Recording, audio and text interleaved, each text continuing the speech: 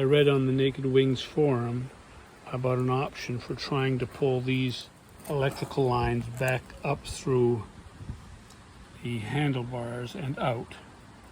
I've been trying slowly, prying, pulling, twisting, and I'm really not making any progress. In fact, it doesn't feel as though when I move up here, I feel any movement down here at all. So the forum talked about using a butane, or I guess a propane torch, to heat up these handlebars, and then these lines can move easily through the handlebars.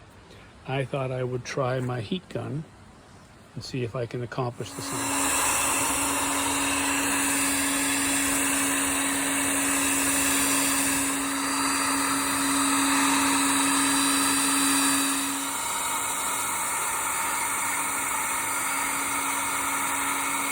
Say I am smelling heat. Going down the line just a little bit. Soften these lines up a little bit.